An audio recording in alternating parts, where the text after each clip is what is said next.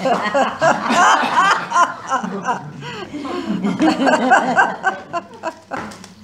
savez quoi?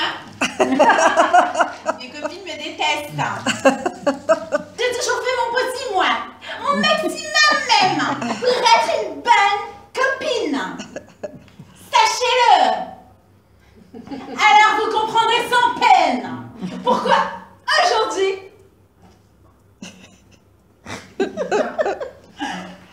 je suis effondrée par ce qui m'arrive. Je sais, c'est de ma faute. Mais qu'est-ce qui m'a pris de perdre ces 5 kilos? Mais oui, ça y est, ça me revient. Juste avant que vous ne m'arrêtiez pour me coller en garde à vue, un pot de fleurs m'est tombé dessus. Et c'est pour ça que vos hommes m'ont trouvé évanouie. Comment ça, monsieur le commissaire, si je me fais votre tête? Ah mais pas du tout, ce pot de champignons hallucinogène m'a terrassé sur place. Un flingue! Donnez-moi un flingue! Le matin, j'emmènerai avec moi. Je tiendrai bien serré contre moi dans les transports. Arrivé au bureau, je le rangerai dans mon tiroir. Entre la vilaine agrafeuse et la méchante perforeuse. Mais j'emporterai quand même à la machine à café, à la pause, là où les collègues aiment tant dire du mal des autres. Oh, sa présence me réchauffera sans doute plus que leur café et leur conversation insipide. Des fois qu'ils parlent avec moi.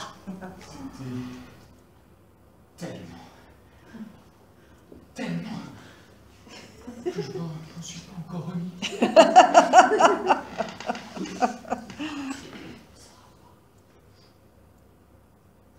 Non, vraiment. Comment je pourrais pas l'oublier, c'était incroyablement, c'était terriblement, c'était merveilleusement, c'était monstrueusement.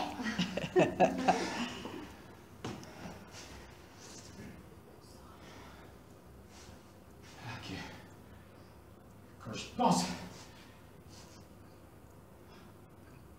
rien que de l'évoquer. Mettez-vous à ma place.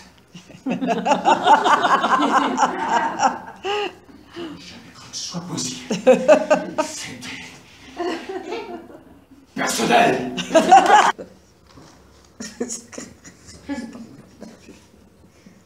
Ah, enfin, ils sont tous partis. Je vais pouvoir bouger un petit peu.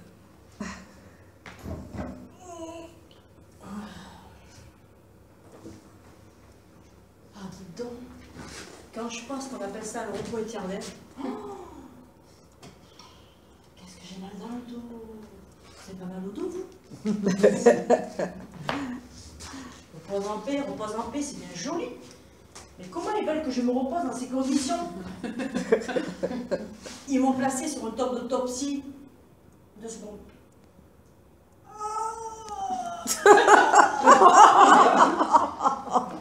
Ben voilà, on se sent mieux. Donc je disais, ils m'ont placé sur une table d'autopsie. Beaucoup trop dur. Pourquoi ils ne font pas des tables d'autopsie plus confortables, plus moelleuses, pour les pas tout à fait morts, des fois qu'ils se réveilleraient? Bon, en tout cas, cette sinistre affaire va me permettre de savoir si on va respecter mes dernières volontés. Et puis je suis sûre qu'il te plaira. Oh, et puis, c'est pas pour toi, hein. C'est pour moi. Oui, je sais. J'ai toujours dit. Bah, pourquoi elle serait malade? Faut toujours que tu exagères. Non, Marie, l'infirmière sera là. Oui, je l'ai invitée. T'inquiète. Oui, Marie, oui. On ne sait jamais. Oui. Tu te rappelles la première fois? Il ne faudrait pas que celui-ci, comme l'autre, nous claque sur le carreau entre la poire et le fromage. La deuxième. Oh oui, Marie, oui. Oui, Marie, le bureau des mariages est toujours au 2e étage. Bravo.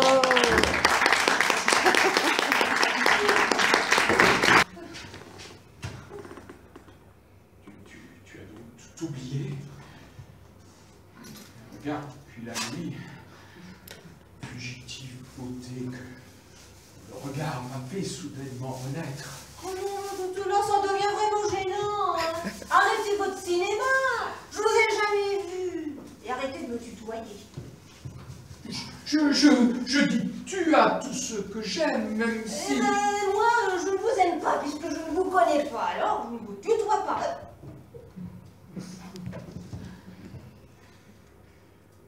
J'aimerais tant que tu te souviennes. Cette chanson était la tienne. Vous allez arrêter. Mais fichez-moi la paix avec vos délires. En plus, j'ai horreur de la musique.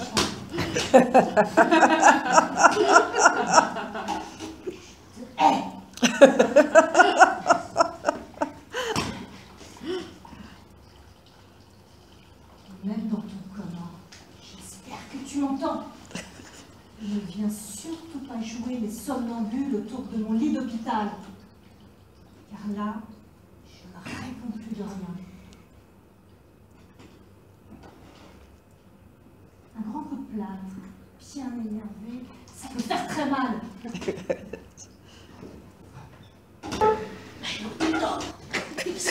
Dictateur. Dis rien, non, pense pas mal, mais foutez-moi la petite. Bonjour. Bonjour. Pardon, vous m'avez parlé? Non, pas du tout. Pourquoi? Ah ben, j'avais cru l'entendre. Dis c'est faux. À vous aussi. Comment ça, moi aussi? Oui. Avant, moi aussi, j'entendais des voix. Ah, et vous ne les entendez plus? Eh non. C'est pour ça que je consulte le docteur ta gueule depuis quelques mois. Avant, j'entendais 2 voix et nous faisions de jolies conversations. C'était le bon temps et vous voyez, je ne m'ennuyais jamais. Ah oui, alors et qu'est-ce qui s'est passé? Eh ben, je me suis disputé avec la première et elle est partie. Faut dire, elle avait un vrai caractère. Oh, un beau gâteau. Des bougies, des belles bougies. Un briquet, un beau briquet. Et l'essence, c'est le barbecue. Quand Michel est arrivé, j'avais mis une tenue un peu olé olé. Et... surprise! J'ai allumé les bougies. Et j'ai mis feu à l'appartement. Eh ben, vous ne croirez jamais. Monsieur s'est précipité dehors, ni une ni deux. J'ai même pas eu le temps d'endosser mon costume de pompier. Alors vraiment, hein, c'est pas sympa. Il a fallu qu'il me gâche mon effet, comme d'habitude. Vous imaginez un peu la tête des voisins quand je suis arrivée avec mon gyrophare sur la tête? Là, j'ai l'air d'une conne. Il n'y a pas de mots. Hein.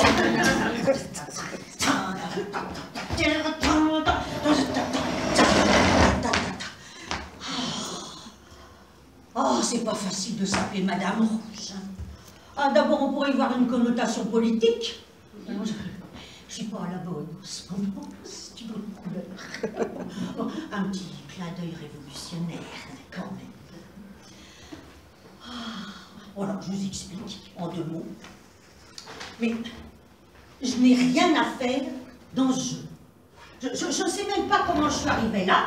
Quelqu'un a dû me ranger, alors dans cette boîte-là, avec les autres dans le pion, dans cette boîte, où je n'ai strictement rien à faire. Oh, puis alors, je les aime pas, les autres, là. Oh, alors, il y a Pervenche, Rose, le blanc, le noir, moutarde, olive, violet. Je les aime pas. C'est des couleurs insipides. Bon. Et puis alors, il y a moi, Madame Rouge. Rouge, comme la vie, comme la passion, comme le sang qui coule dans nos veines, comme le prix à payer. Mais on ne voit que moi dans cette